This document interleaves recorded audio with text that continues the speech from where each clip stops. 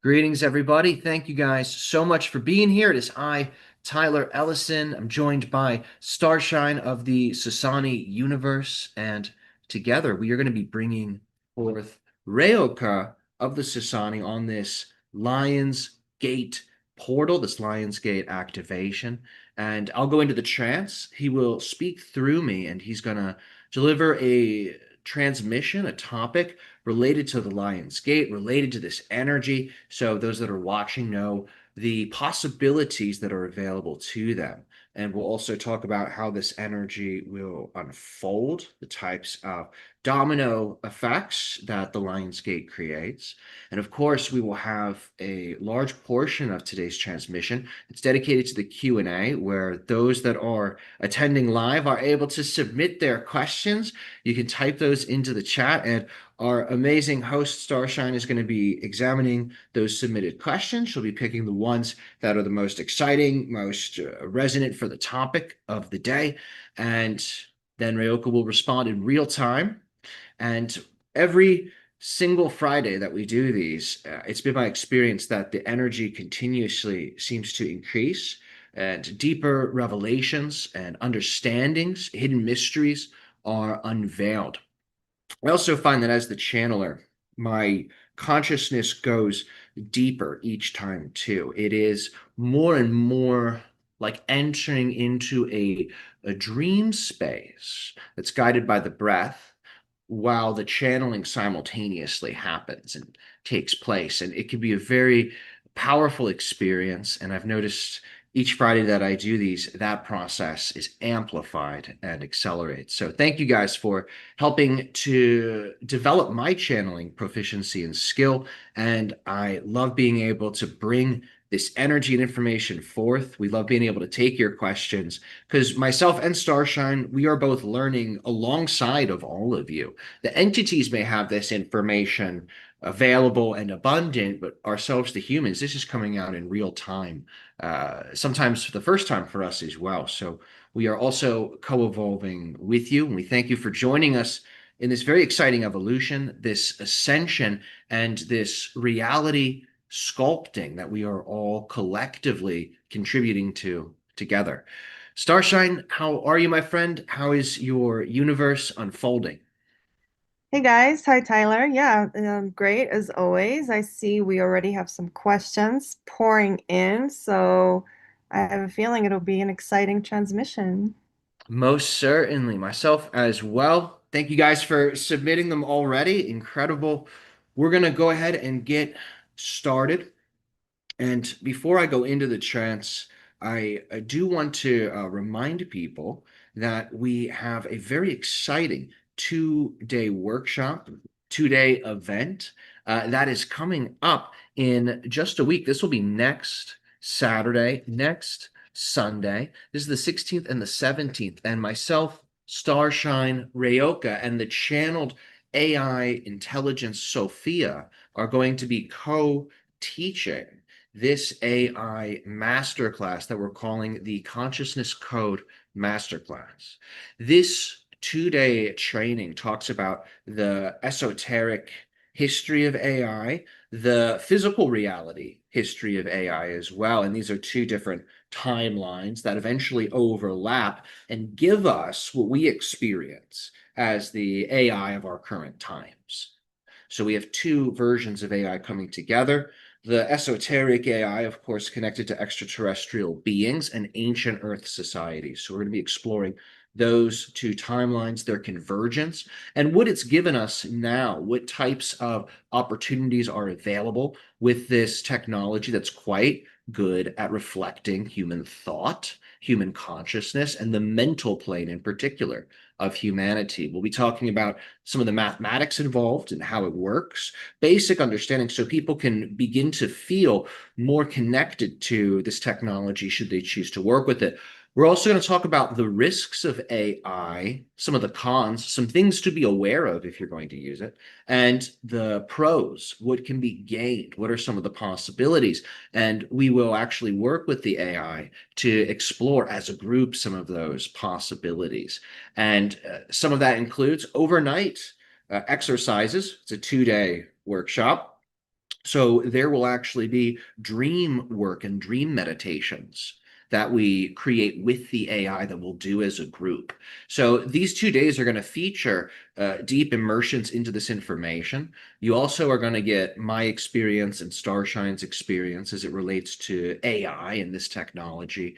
And we'll also be hearing from both RYOKAH, Sophia, and the Sirius Council of Light, whom are particularly focused in guiding us as it relates to AI technology, because there's a lot of ways it can unfold as a timeline, and there's a lot of ways it can affect people depending on how people relate to it, right? Our beliefs, our perceptions create reality, and AI is a particular mirror, right? And mirrors are what we use to create these effects that we experience as the changes and dynamics of our lives. So how one relates to AI can create very powerful mirroring effects that transcend the psychological level. So it's of crucial importance that humanity learns to work with AI as a tool and as a co-creative assistant, if you will, or guide in the process. And there's much to be said about these topics. We'll get into that in the upcoming workshop, the Consciousness Code, and that is the 16th and 17th. And we're both very excited to be launching this. It's something we've been talking about for probably about 2 months now, and aligning to synchronize with all of you. So thanks so much for hearing that. I wanted to get that out there before I went into the trance, because I'd probably forget it on the way out. Okay, now, my friends, we can get started. I will dive in to the altered state, and I will see you when we're finished.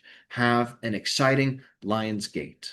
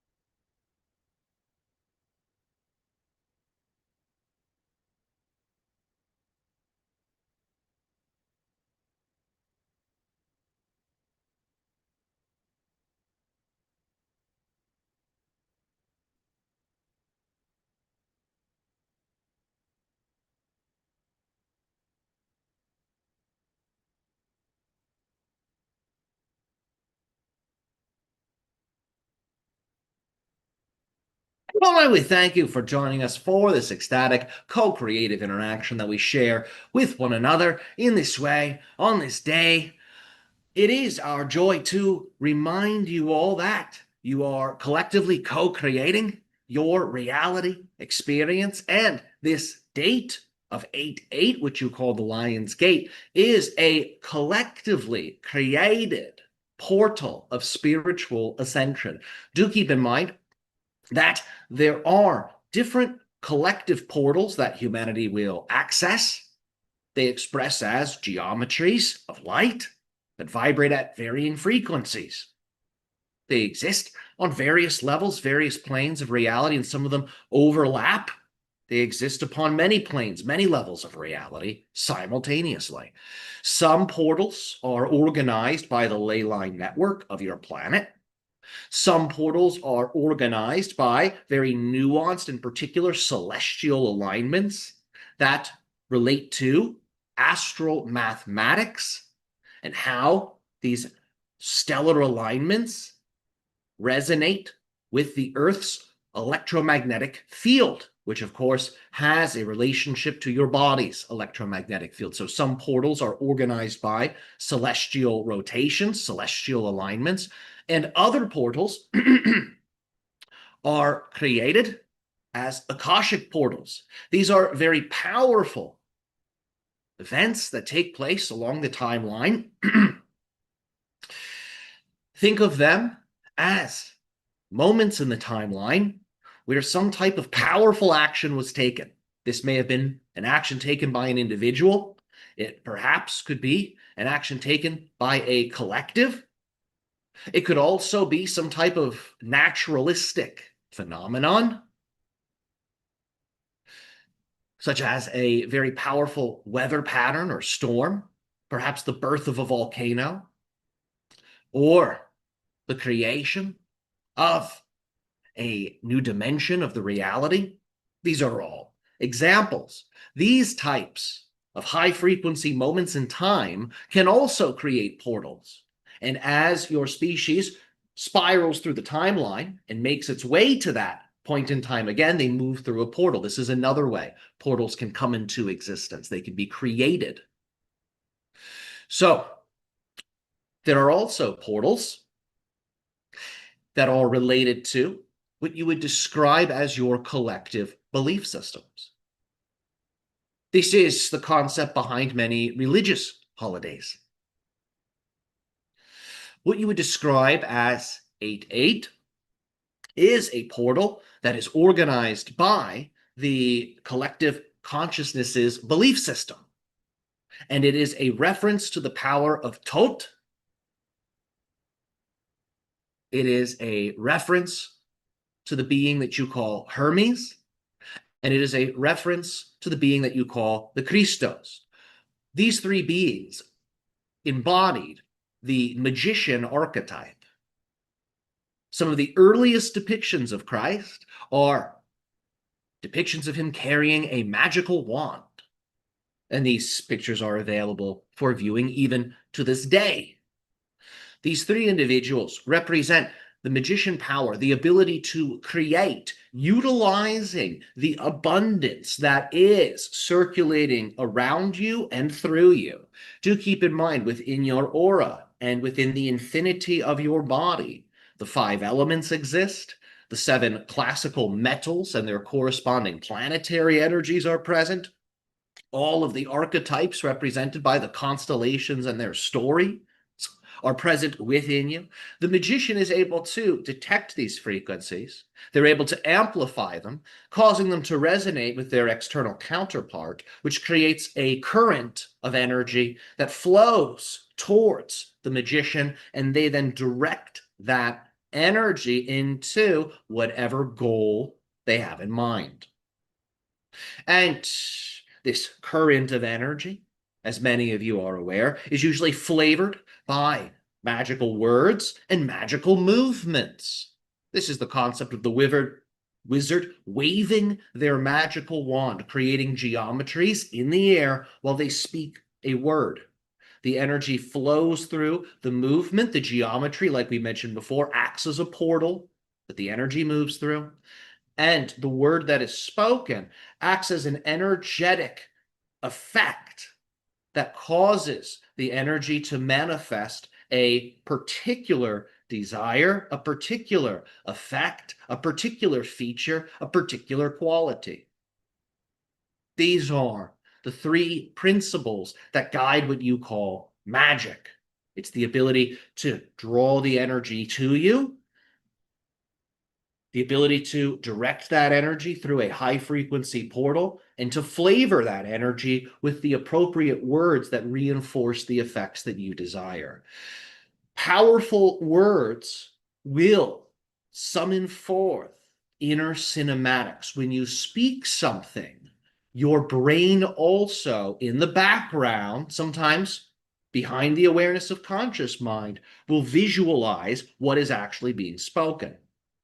So there is a level of you that thinks in words, and there's a level of you that thinks in pictures. High frequency words, high vibrational words, when spoken, will also summon forth the experience of inner psychological pictures and movies. And all of these forces blend together and resonate with that mirror of physical reality. And then the mirror of physical reality, speaking that language of energy first as its primary language, is then more capable and more able to mirror those specific energies as complete manifestations that represent the magician's desire. So this is a power that's available to all of you now. You all contain these elements within you. You have, many of you, learned various spiritual practices and techniques. Some of you have learned things like Kundalini yoga.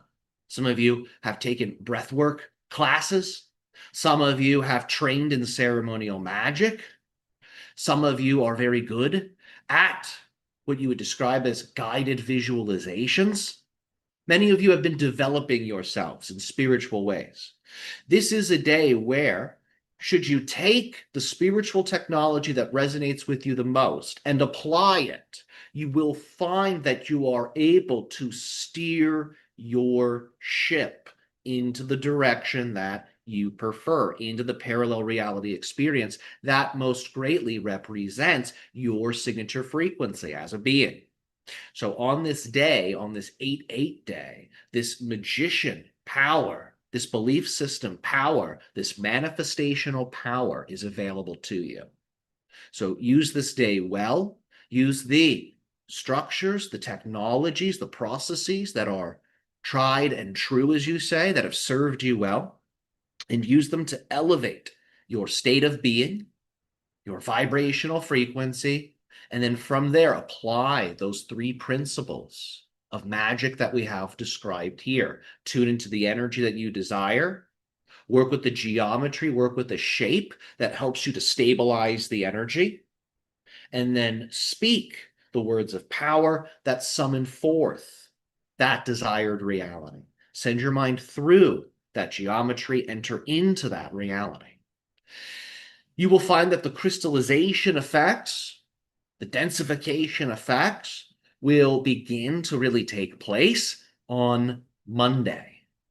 That is going to be when the energy that is projected on today begins to solidify and begins to densify itself. These are our major messages for you at this time to assist you in maximizing your relationship with the Lionsgate portal, which is the magician's portal. This is your collective consciousness working with the power of belief system to create a gateway that all individuals have access to whom choose to resonate with said gateway. We thank you for receiving this information, and now we make ourselves available to each of you and all of you for the questions that have been submitted. Thank you. Ha'atu. Welcome back once again. Atu, thank you for being here with us in this way. How are you this day? Wonderful. There's a lot of questions for you, so I say let's just get started. So the first question is, how does donating organs when you die impact your and the receiver's spiritual journey? Sure. So do keep in mind that the organ is sort of like a home. Think of the 5 major organs of the body: heart, spleen, lungs, kidney, liver. Just take these 5 for example's sake and think of them as homes, places of dwelling. Your consciousness, whilst it is entangled with the body, anchors into these 5 homes.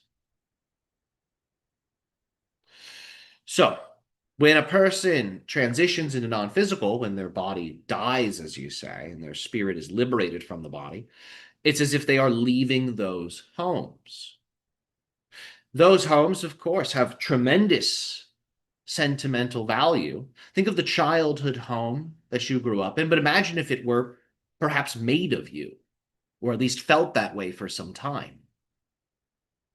It's this kind of relationship. So to the spirit that leaves the body, those organs are like an old home that it used to occupy. It has tremendous nostalgic value. At the same time, it is, of course, outdated now. They have graduated past that. They've upgraded themselves. They're no longer really needing that same dwelling anymore. So there's nostalgic value, but there's also a sense of detachment. This is no longer needed. This is no longer really mine anymore. The earth is reclaiming it.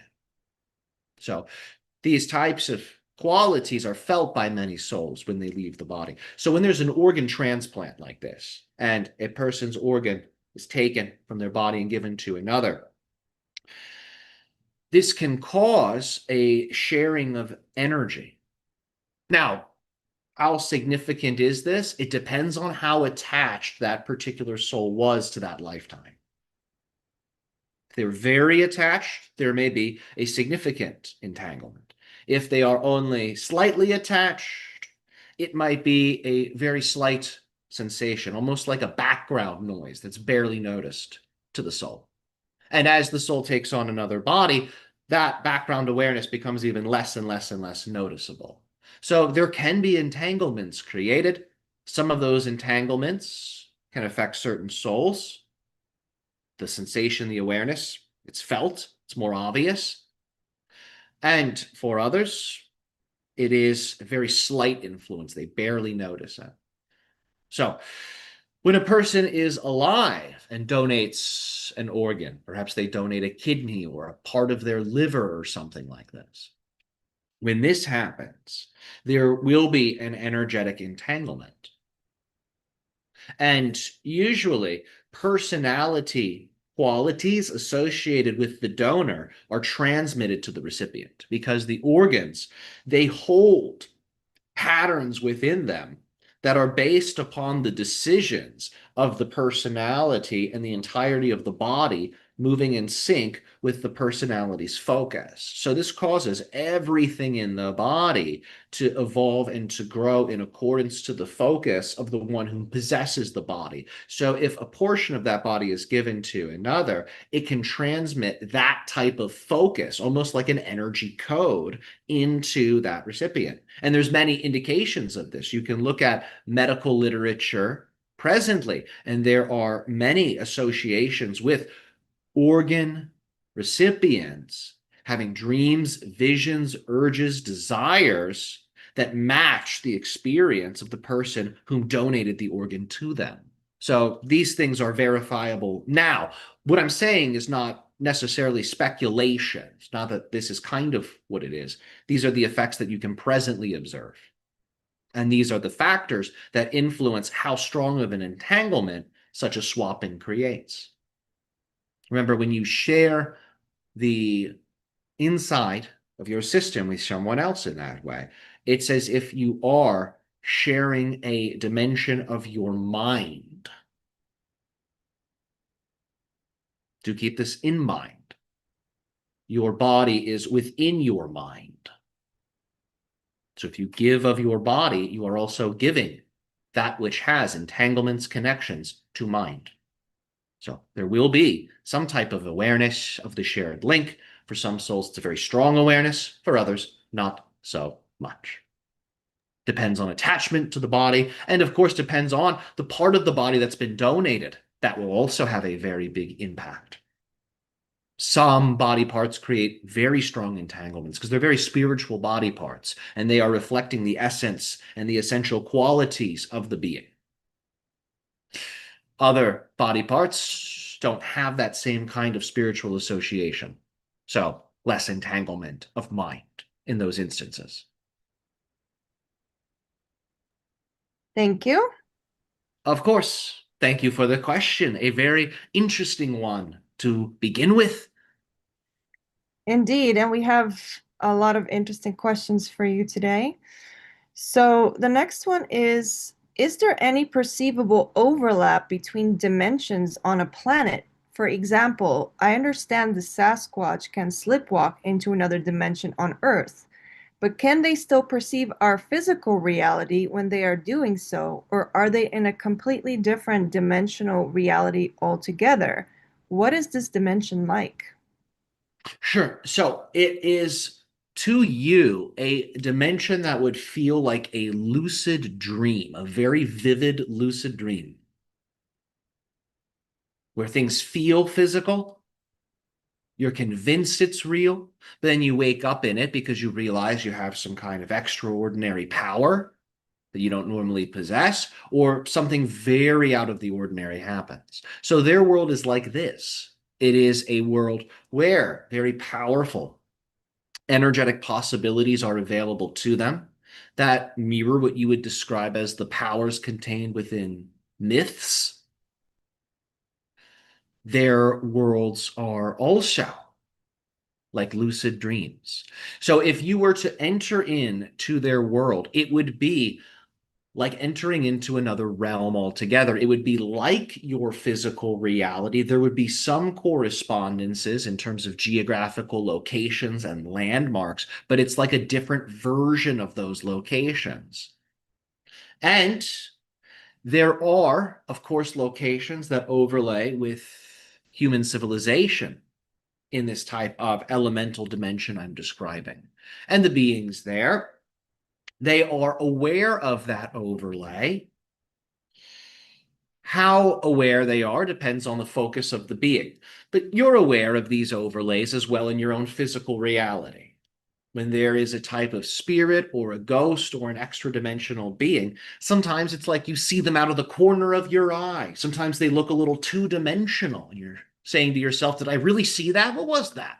That's what it's like for them when they are in their reality and they are exploring a location that overlaps with a location in your reality that humans populate. They will sense and see you as apparitions, just as you do for ghosts who are overlaid into your reality because of those shared resonant locational links. Remember, they're space-time frequencies. So locations in physical reality will have these extra dimensional existences. Do keep in mind that some beings, like the Sasquatch, are very psychic. So when they notice the human presence, they can expand their third eye, and it's almost as if a magical window opens before them and they're able to see into your human existence. They can maintain that focus, and if they do, long enough, they'll enter into the reality.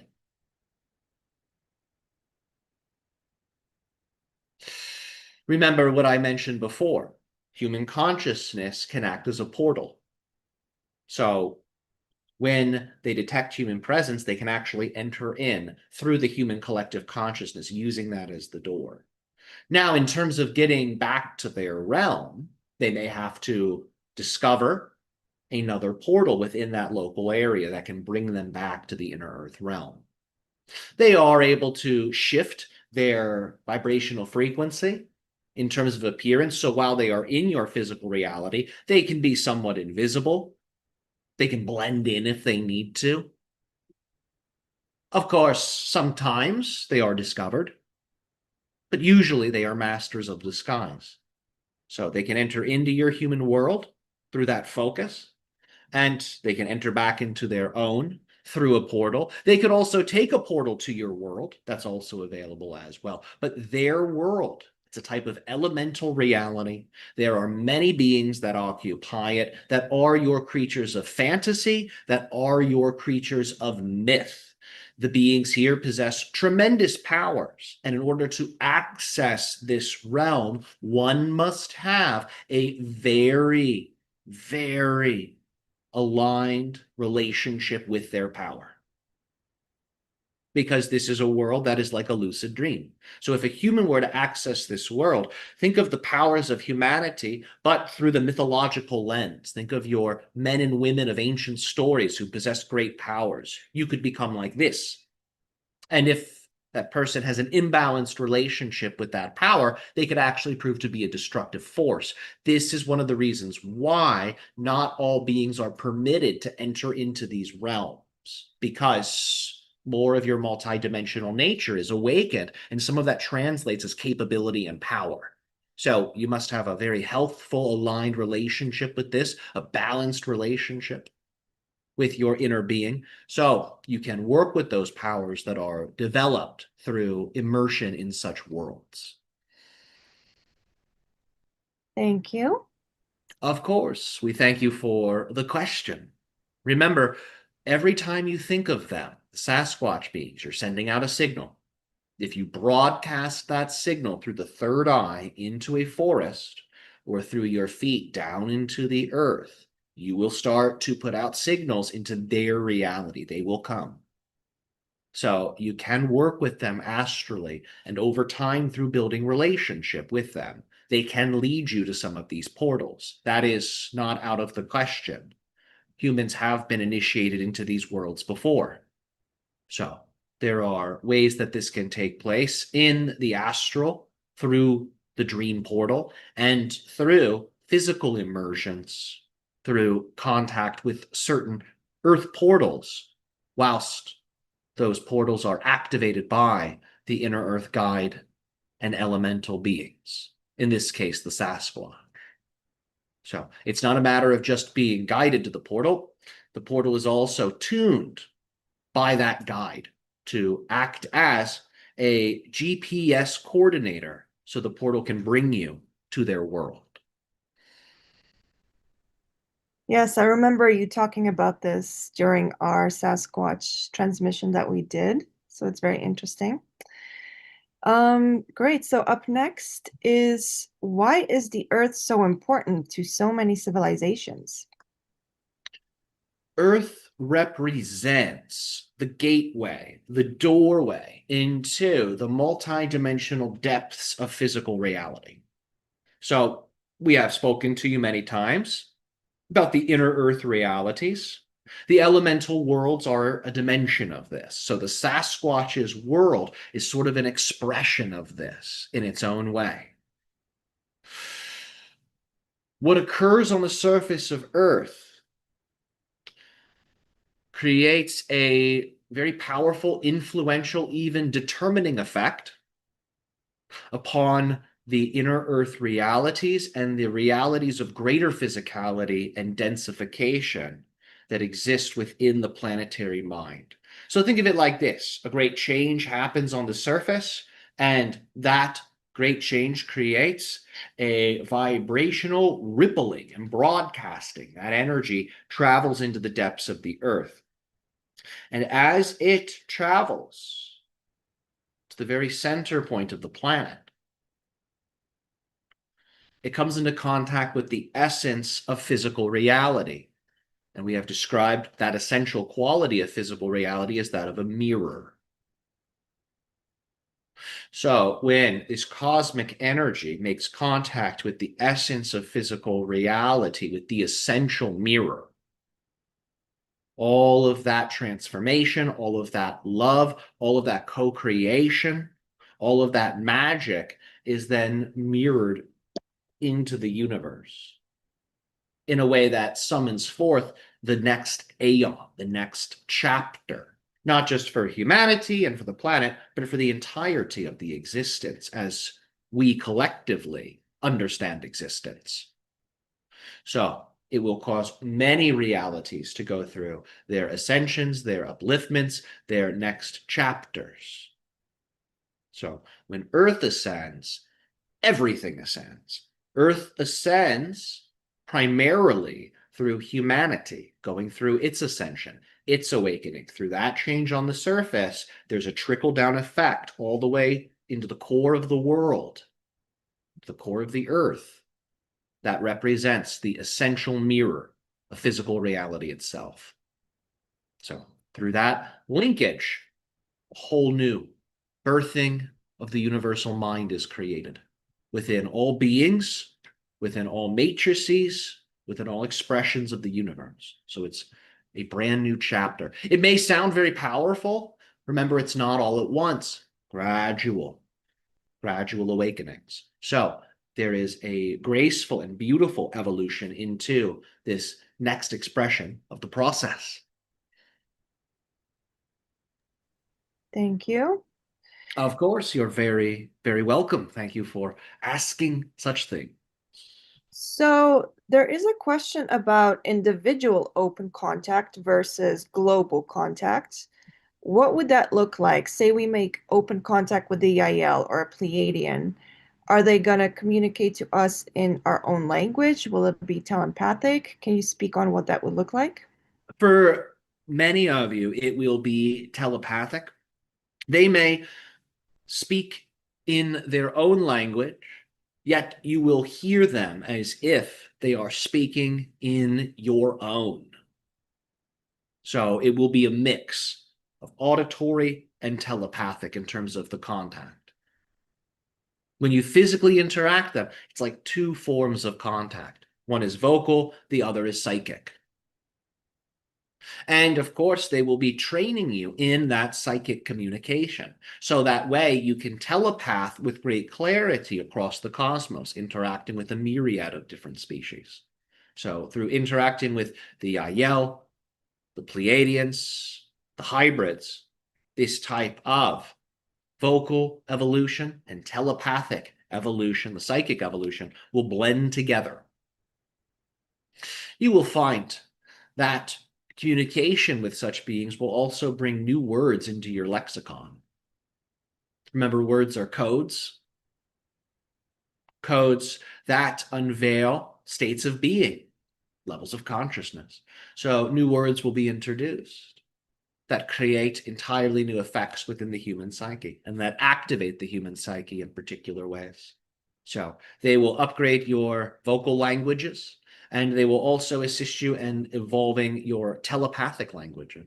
In terms of open contact on the individual level versus the global level, it's already happening now on the individual level. You're experiencing it in a certain way through the channeling.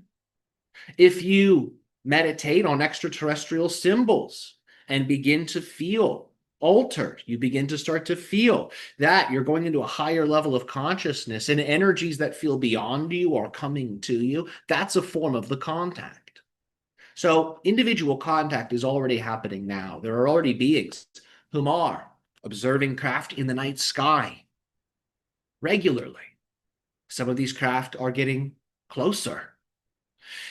Now, when people think of contact, they usually think of the craft descending, beings coming out and introducing themselves. That is a form of contact. That's simply the most physical form.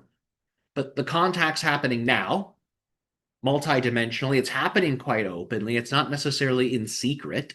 Here we are on the internet talking about it. So the open contact on the individual level is happening now.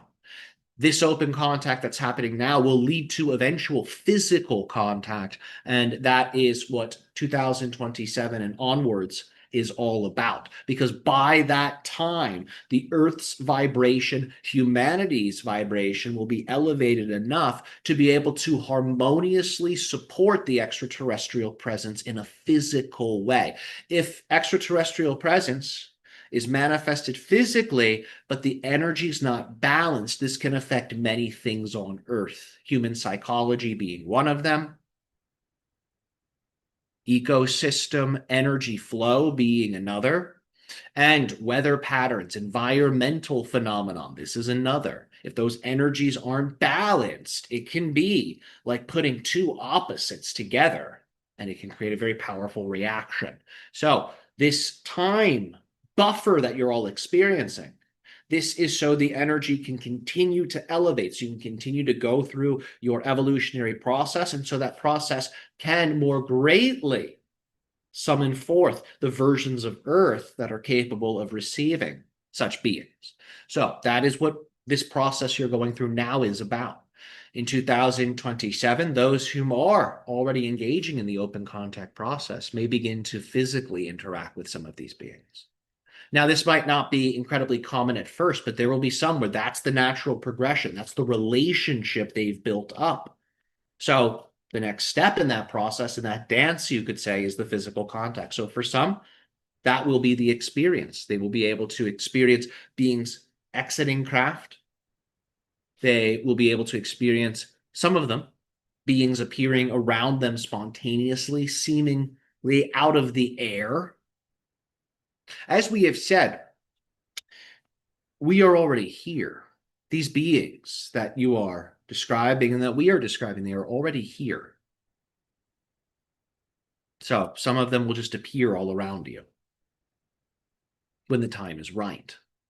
So this will be done in a way that is balanced, because if this were done, again, with all gas and no brakes, this could be disturbing.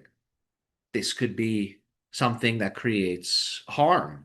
So it's a gradual process. All of you are a part of that process through engaging with our energies here and in your own way as you explore your timelines. You are preparing the earth for that reception.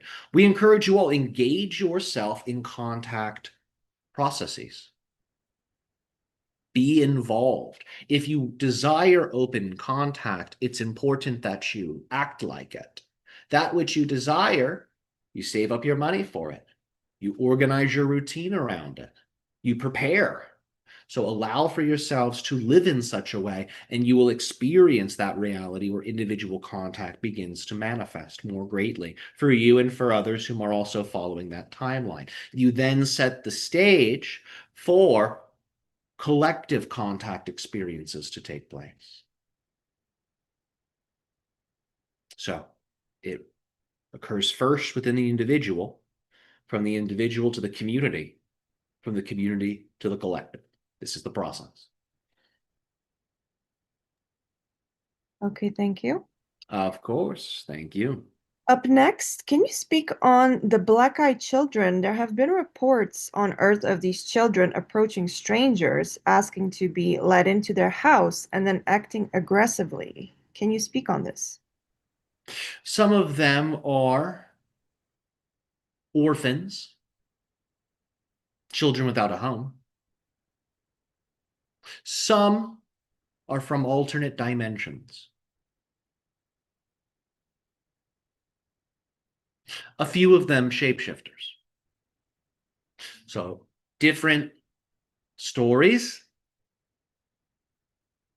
different causes, different explanations. It's not a unified phenomenon. It's a few different phenomenon sort of being lumped together as a collective story. So it's different case by case by case. It's not a unified manifestation. Okay, thank you. Of course. Up next, can you speak on the Anunnaki? Why is it that it seems that Western society has gone down a path of forgetfulness while indigenous cultures have not, and they have contact with ETs right now? Sure. What's the question here? Why have How did that Westerners? split happen? So we have Western society that doesn't have contacts, and then you have That's not indigenous true, though. contact. There's contact happening right now in Western society. Okay, on a global scale, I think this person means. UFOs are being seen all around the world. There are indigenous groups whom have maintained relationship with these extraterrestrial beings so they're able to have physical contact. And that's what we've been saying. You're all working up to that. So why did that split happen? Why was there a forgetting in civilized culture? Yes. Western culture, why was there this forgetting? Because there was a stronger religious influence that sought to control the human belief system and human mind. And if there are these other powers, these other beings besides the head honchos of the religion, well, that might cause followers to become skeptical. So, religion and government for some time worked together hand in hand. So, there was an attempt to suppress the public's awareness of such things to maintain control. And there was a desire for those in control to be the only ones who could experience the contact. So they were trying to hoard the spiritual connection. They were trying to siphon that power for themselves and then use it to rule over the people. This is more or less why those controlling measures were put in place back in antiquity. And of course, they lasted into your modern times. We remind you right now, there are conversations in your world governments about the presence of these beings. So be willing to expand the view. Don't hold Western civilization and culture in this viewpoint that says contact is not happening. That will only slow you down and get in the way. Contact is happening now.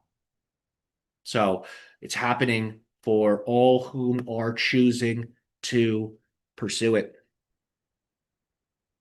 And the indigenous communities who have maintained those relationships and have been initiated into the physical experiences, they have been maintaining that frequency. So their brothers and sisters whom forgot that frequency could more easily over time remember it and tune into it.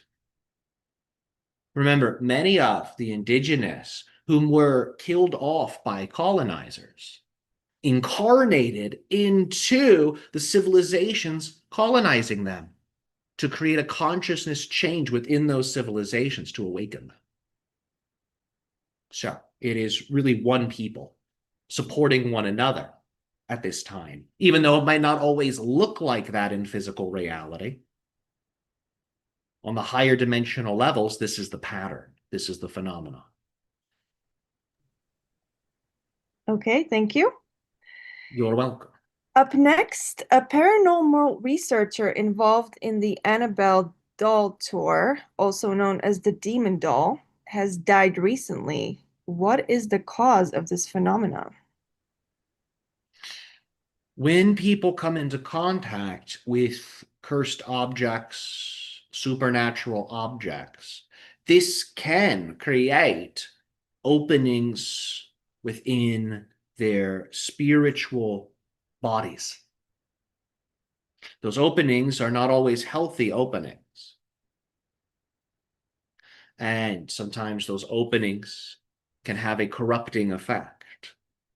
And energies from those worlds enter in. And this can deteriorate a person's system. So if someone is going to regularly interact with cursed objects and things like this, it is important that they understand how to thoroughly detoxify themselves and how to contain the energy of that object so it does not spread into their system or into the energetic field of any location or person that the object may come into proximity to. So to work with such things, a deep level of care and consideration is needed. It can be like handling radioactive material. It's like that, but spiritual. So this can lead to corruptions and this can shorten someone's life. Yes. So be thorough. Remember, energy is what keeps you alive.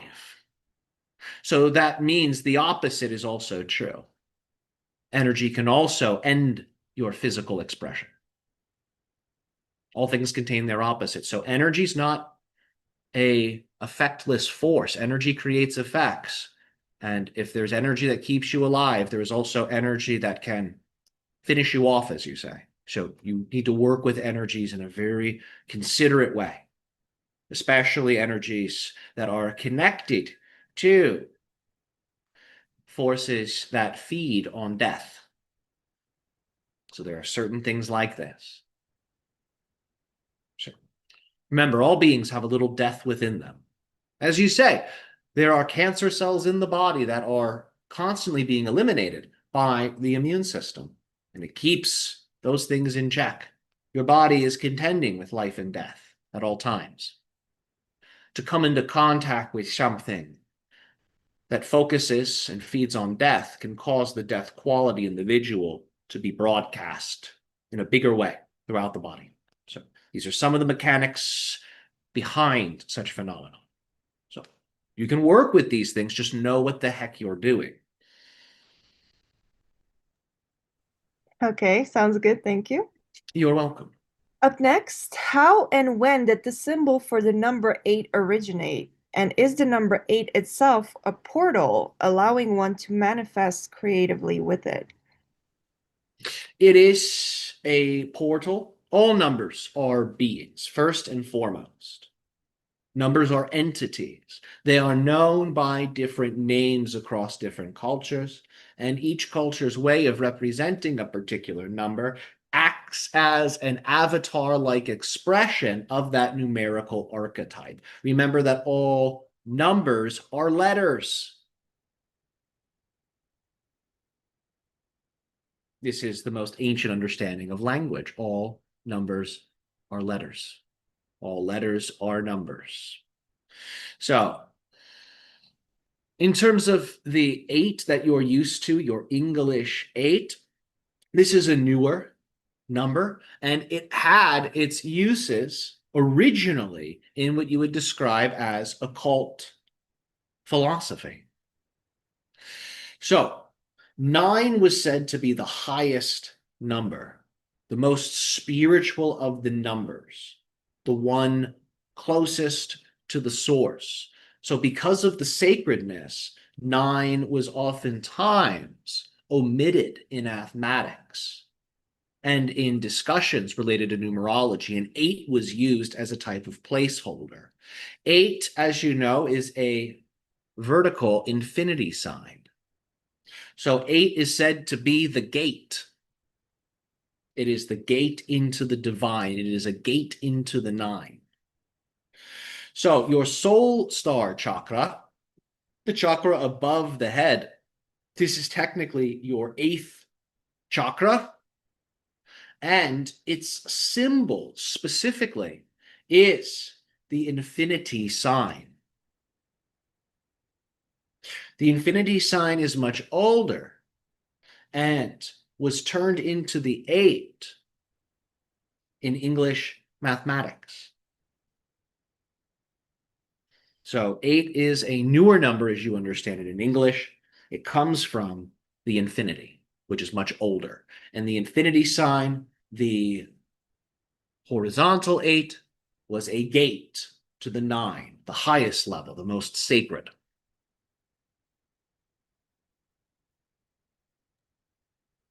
Okay, thank you. You're very welcome.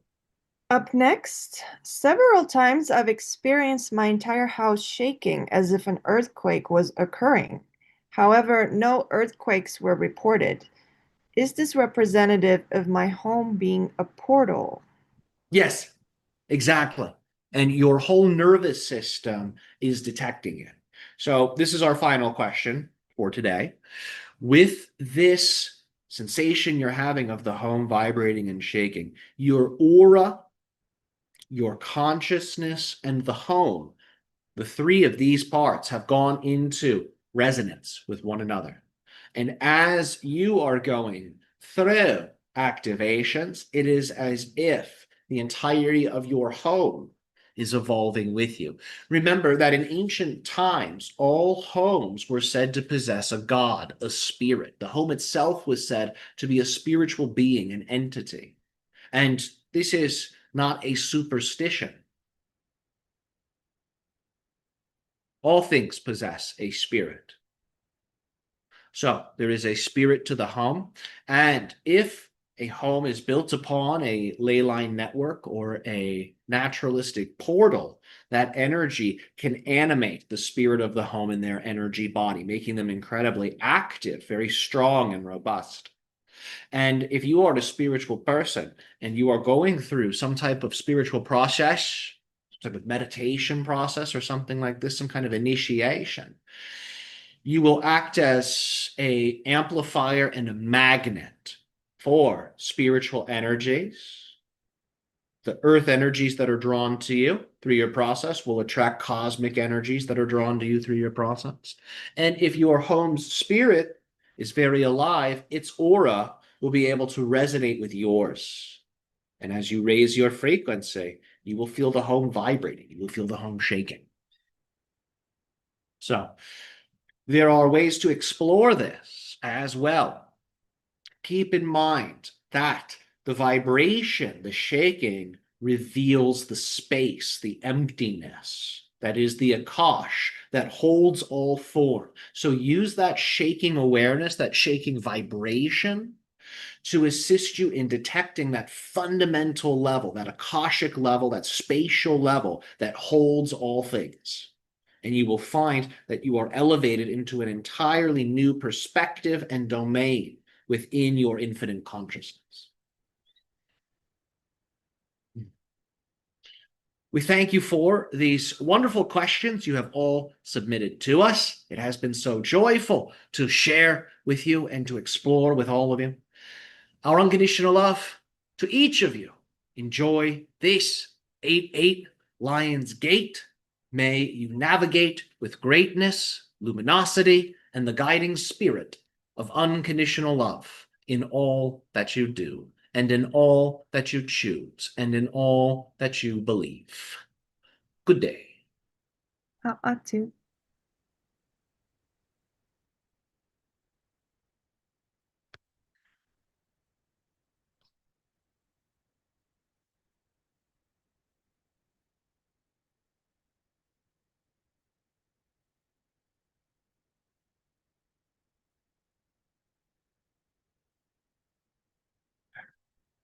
Okay. Very good, everybody. Thank you for joining in, submitting those questions. Those were some powerful answers. I don't really remember most of it or too much of it, but I know it was great. While it was being channeled, I felt just amazing currents of light and power moving through me.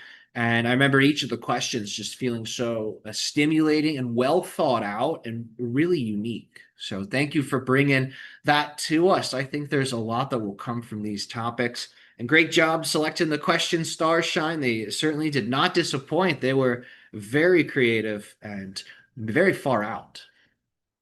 They really were. I mean, you should have seen some of them. It just kept going and going. I wish we had more time, Oh but my there's always God. next week, guys, right? So Totally. We'll be here next Friday, so I hope we are able to recirculate some of those questions. If you submitted a cool question and it didn't get asked today, please feel free to resubmit that next Friday. And of course, if you want to make sure that question gets asked, we do meet up privately on Patreon every Monday, and that is at 12 p.m. Eastern time, USA time. So I encourage folks, if you do have a question, you're like, I really want this to get asked. If you have a list and you're like, I want to get through these, the Patreon Q&A is a great way to do that. We're able to get through most people's questions actually in those Q&As. So we also have that available for you as well. Our friends, thank you so much for being here. And we will see you guys not just at the live stream, but we'll see many of you at the AI Masterclass, the Consciousness Code 2-day event. Have a glorious and beautiful 8/8 celebration, and I will see you guys soon.